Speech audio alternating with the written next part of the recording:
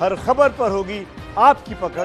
Download कीजिए ABP live app. ABP news आज सुबह से लगातार कोरोना को लेकर आपको जानकारी दे रहा है, क्योंकि ठंड बढ़ने के साथ साथ कोरोना का प्रकोप एक बार फिर से देश भर में बढ़ने लगा है। कोरोना को लेकर एक तरफ हाहाकार है, दूसरी ओर सियासत है। इसी बीच पूर्व उपराष्ट्रपति हामिद अंसारी ने दे दिया है बड़ा बयान। एक कार्यक्रम में हामिद अंसारी ने कहा है कि देश कोरोना के पहले से ही दो महामारी का शिकार है। धार्मिक कट्टरता और आक्रामक राष्ट्रवाद वो बीमारी है जिससे देश और ग्रसित है। हामिद अंसारी शशि थरूर की किताब के विमोचन के लिए पहुंचे थे, जहां उन्होंने ये बात कही। उन्होंने कहा कि देश में पहले से ही कोरोना महामारी विकराल रूप में है, लेकिन इस बीच देश में एक और बीमारी है जो महामारी का रूप ले चुकी है, और वो है धार्मिक कट्टरता और आक्रामक राष्ट्रवाद। पूर्व उपराष्ट्रपति हामिद अंसारी अमूमन अपने बयान, अपने विचार इस तरह के मामलों में रखते रहे हैं। पूर्व उपराष्ट्रपति हामिद अंसारी, जिन्होंने एक बार फिर से देश में धार्मिक कट्टरता और आक्रामक राष्ट्रवाद पर बयान दिया है। उन्होंने कहा है कि देश पहले से ही कोरोना की महामारी झेल रहा है, और इस बीच एक और महामारी देश के आगे धार्मिक कट्टरता और आक्रामक के नाम पर, आक्रामक राष्ट्रवाद के नाम पर। दरअसल शशि थरूर की नई किताब के विमोचन के कार्यक्रम में देश के पूर्व उपराष्ट्रपति पहुंचे थे और उन्होंने ये बयान दिया। उन्होंने कहा कि देश पहले से ही कोरोना की महामारी झेल रहा है, और देश में एक और महामारी है। सामाजिक तौर पर यह महामारी, उन्होंने कही, ये महामारी है कट्टरता और आक्रामक राष्ट्रवाद की। हमारे साथ बीजेपी नेता अमित मालवीय जुड़ गए हैं। अमित जी, देश के पूर्व उपराष्ट्रपति कह रहे हैं कि कोरोना महामारी कम थी, जो अब आक्रामक राष्ट्रवाद और इसके साथ साथ कट्टरता, धार्मिक कट्टरता भी एक बड़ी समस्या महामारी के रूप में देश के सामने। जब इस प्रकार के बयान देश के पूर्व उपराष्ट्रपति देते हैं तो कहीं ना कहीं सवाल खड़ा होता है कि जब वो पीएफआई जैसी संस्था के प्लेटफॉर्म पर जाते हैं तो उसका क्या मतलब निकाला जाना चाहिए। क्या बार बार आक्रामक कट्टरता को सिर्फ हिंदुत्व या हिंदू धर्म के साथ जोड़ के देखना कहां तक सही है। क्या वो बताएंगे कि पीएफआई जैसे आतंकी संस्था के प्लेटफॉर्म पर जब वो गए तो उनकी क्या मंशा थी। देखिए, ये अवसरवादी राजनीति है, चाहे ओवैसी हो चाहे कोई और हो। बार बार धर्म के आधार पर लोगों को टारगेट करना, बार बार धर्म के आधार पर राजनीति की बिसात बिछाना, ये बहुत पुरानी बात हो चुकी है। ये जो आप बात कह रहे हैं अमित जी, यही बात तो अपने शब्दों में पूर्व उपराष्ट्रपति कह रहे हैं। और जिन शख्स की हम बात कर रहे हैं अमित जी, हामिद अंसारी, पढ़े लिखे समाज से आते हैं, अपने कौम के लिए एक नजीर हैं। ये तो दुख की बात है कि जो पढ़े लिखे लोग हैं, जो उपराष्ट्रपति रहे कई वर्षों तक, वो भी आज इस तरह की बातें करते हैं। और धार्मिक कट्टरपंथा की बात करने वाले ये क्यों नहीं बताते देश को कि पीएफआई जैसे संस्थाओं का इस देश में क्या रोल होना चाहिए, और क्यों वो पीएफआई जैसे संस्था के प्लेटफॉर्म पे गए। क्या वो धार्मिक कट्टरपंथा नहीं है। सवाल ये उठता है, सिर्फ एक नजरिया, एक धर्म, एक समाज को टारगेट करते रहना, ये गलत जी। अमित जी, लेकिन हामिद अंसारी को कुछ चुनाव तो लड़ना नहीं है। हामिद अंसारी सक्रिय राजनीति का तो कोई हिस्सा है नहीं, एक संवैधानिक पद में रहे जो कि अब इतिहास का हिस्सा हो चुका है। आपको क्या लगता है उनके इन बयान के क्या मायने निकाले जाए? उनके बयान के मायने सिर्फ ये है कि अपनी कौम को एक तरफ रखें, उसको पोलराइज करके रखें, उसको देश की मुख्य धारा से जोड़ने ना दिया जाए, ताकि उनका विकास ना हो सके। क्योंकि जिस दिन उनका विकास हो जाएगा, उस दिन हामिद अंसारी जैसे लोगों के ये बयान निराधार हो जाएंगे और इनकी कोई वक़्त नहीं रह जाएगी। इस बात का डर है इन लोगों को। जी, अमित मालवीय जी, आप लगातार हमारे साथ बने रहें, क्योंकि बात सिर्फ हामिद अंसारी की नहीं है, बात असदुद्दीन ओवैसी की भी है। उधर हामिद अंसारी ने धार्मिक कट्टरता और आक्रामक राष्ट्रवाद का जिक्र किया, तो असदुद्दीन ओवैसी ने हिंदुत्व को लेकर बड़ा हमला किया है।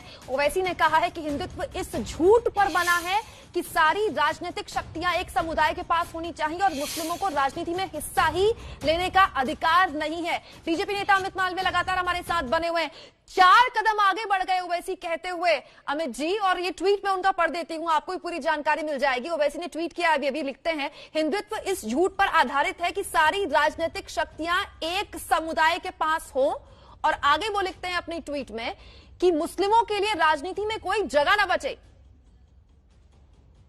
अभी बिहार के चुनाव खत्म हुए हैं, असदुद्दीन ओवैसी की पार्टी जो मुसलमानों के लिए बनाई गई है, सिर्फ धर्म विशेष के लोगों के रिप्रेजेंटेशन की बात करती है, उनके 5 विधायक चुनकर आए, तो क्या उनका ये कहना किसी भी हद तक सही है?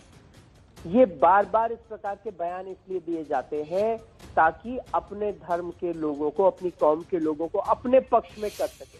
ये असदुद्दीन ओवैसी की राजनीति है।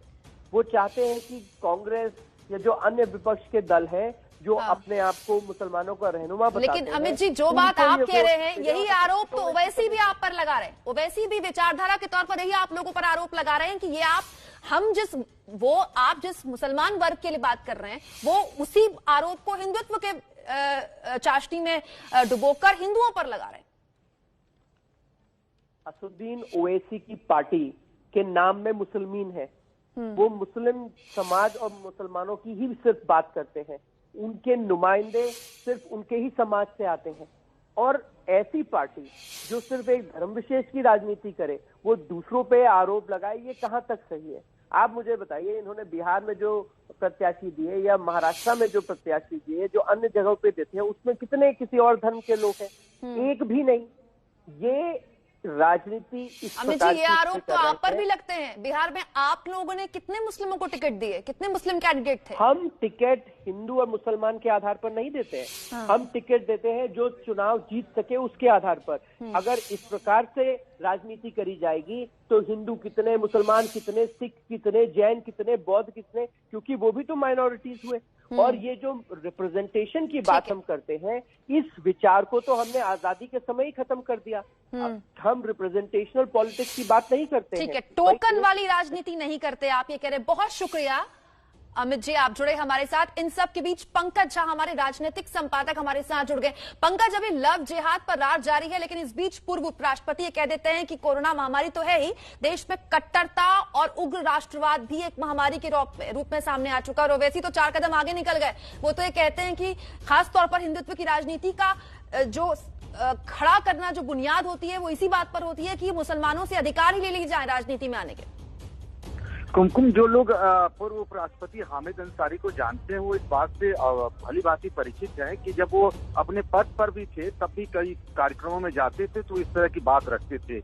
यूपी के रहने वाले हैं हामिद अंसारी, और इस तरीके के बयान विवादित जो एक खास समुदाय को लेकर के दिए जाते रहे हो, वो हिंदुओं के अगेंस्ट में या मुसलमानों के प्रति रहा, ये कोई पहली बार नहीं हुआ जब उन्होंने सार्वजनिक मंच से ऐसी बात कही है। रही बात ओवैसी की अपनी पॉलिटिक्स से हम सब वो जानते हैं और किस उनके कहने के क्या निहितार्थ होते हैं। लव जिहाद का नाम नहीं लिया, लेकिन दोनों लोग कहीं न कहीं इसी बहाने वो बात कहना चाह रहे हैं। बिल्कुल पंकज, आप लगातार हमारे साथ बने रहे, क्योंकि आपने कहा कि उत्तर प्रदेश से ताल्लुक रखते हैं पूर्व उपराष्ट्रपति हामिद अंसारी। तो उत्तर प्रदेश की प्रमुख राजनीतिक दल समाजवादी पार्टी के प्रवक्ता हमारे साथ जुड़ गए हैं, अनुराग भदौरिया जी। इत्तेफाक रखते हैं पूर्व उपराष्ट्रपति के बयान से? देखिए, मैं एक चीज आपको बता दूं कि देश की जो असली समस्या है उस पर चर्चा कोई नहीं करना चाहता। भारतीय जनता पार्टी को, लोगों को पता नहीं क्या मजा आता है, बेरोजगारी पे कोई बात ही नहीं करना चाहता। ऐसा लगता है कि बेरोजगारी देश का मुद्दा है ही नहीं। अनुराग जी, पूर्व उपराष्ट्रपति ने बेरोजगारी पर थोड़ी कुछ बोल रहा है। नहीं, मैं जब क्यों नहीं होगा भाई, आप नहीं भारतीय जनता पार्टी। मैं आपसे जो रिएक्शन लेना चाहती हूँ, पूर्व उपराष्ट्रपति ने एक बात कही है।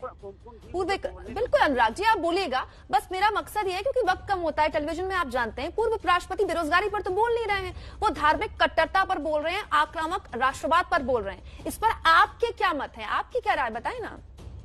आप अपनी बात बताना चाहती तो बेकारी मुझे लाइन पे लिया, तो मेरी बात तो सुन लीजिए ना। सेंटेंस नहीं पूरा होगा उसकी पहले चिल्लाने लगेंगे तो फिर फायदा क्या हमारे बोलने का? सवाल ही नहीं होता सुबह सुबह चिल्लाने का। आप मेरी बात ही नहीं सुनना चाहते, आप तो बता दीजिए मेरी बात नहीं सुनना चाहते। अरे आराम से अनुराग जी, आप क्यों नाराज हो रहे हैं, बोलिए। लीजिए, आप सुनना ही नहीं चाह रहे, आप मुझसे ज्यादा आप बोल रही हैं तो मैं क्या बोलूं बताइए, मैं चुप हो जाता हूँ। देखिए, ये है देश के अंदर में ओवैसी जी कुछ कहेंगे तो भारतीय जनता पार्टी उसकी न्यूज बनाएगी। क्यों भाई? यहाँ पे जनता भूखी मर रही है, उसकी न्यूज नहीं बनेगी क्या? जनता रोज चिल्लाती है कि हमारे साथ अत्याचार हो रहा है, हम बेरोजगारी से जूझ रहे हैं, कोरोना से मौतें हो रही, महिला पे अत्याचार हो रहा है, जनता चिल्ला रही है। जनता ने सरकार को चुना है, जनता की बात सरकार क्यों नहीं करना चाहती? ओवैसी की बात इतनी चिंता सरकार को क्यों रहती है? अगर हम कुछ बोल देंगे तो FIR कर देगी। ओवैसी कौन है भाई? ये इसका मतलब भारतीय जनता पार्टी के सब मिले जुले हैं, ये सब भारतीय जनता पार्टी की टीम है। ये सब पूरे देश के अंदर में एक ऐसा माहौल पैदा करना चाहते हैं जिससे कि बेरोजगारी पे चर्चा ही ना हो पाए, देश की असली समस्या पे बात ही ना हो पाए, जाति धर्म की चीजों में उलझाए रहो, जिससे पूरी जनता उलझी रहे, क्योंकि इनके पास जवाब तो है नहीं। जैसे आप मेरी बात को टोक ली, वैसे बीजेपी टोकती रहती। इनसे पूछो भाई बेरोजगारी पे बताओ, क्या आपने यहाँ लोग आत्महत्या क्यों कर रहे हैं? यूथ, इस देश के यूथ आत्महत्या क्यों कर रहा है? इस देश का किसान आत्महत्या क्यों कर रहा है? क्योंकि उसके अनाज का दाम नहीं मिल रहा है। इस पे चर्चा नहीं होनी चाहती, कोई चर्चा नहीं करना चाहता। कोरोना से लोगों की मौतें हो रही, कोई चर्चा नहीं करना चाहता, न इस पे कोई बात करना चाहता है। ये सब बयान दिलवा के ऐसी बातें करा के भारतीय जनता पार्टी की समाज के अंदर में मैं दोबारा से रिपीट कर रहा हूँ, इस देश के अंदर में सिर्फ और सिर्फ जाति धर्म की बात करके, नफरत की बात करके राजनीति करना चाहती। ये समस्या हमारे हिंदुस्तान के लिए बहुत बड़ी है। हिंदुस्तान की बात कोई नहीं करना चाहता, सत्ता की बात करना चाहता है। बहुत शुक्रिया आपका, आपको पूरा वक्त मैंने दिया इस उम्मीद पर कि पूर्व उपराष्ट्रपति के बयान पर आप प्रतिक्रिया दे, लेकिन पूर्व उपराष्ट्रपति के बयान को छोड़कर आप हर मुद्दे पर बोले और उसके बाद नाराज भी मुझ पर हो गए कि मैंने आपको वक्त नहीं दिया। फिर भी मैं चाहूंगी कि पूरी खबर दर्शकों के आगे एक बार फिर से हम रख दें। पूर्व उपराष्ट्रपति ही नहीं, असदुद्दीन ओवैसी ने भी एक बयान दिया है जिसमें बाकायदा ट्वीट करके लिखते हैं कि ये जो पूरा का पूरी हिंदुत्व की राजनीति है वो इसी बुनियाद में खड़ी है कि मुस्लिमों को राजनीति में हिस्सा लेने का अधिकार ही नहीं दिया जाए। बहुत छोटा सा ब्रेक, तुरंत लौट रहे हैं।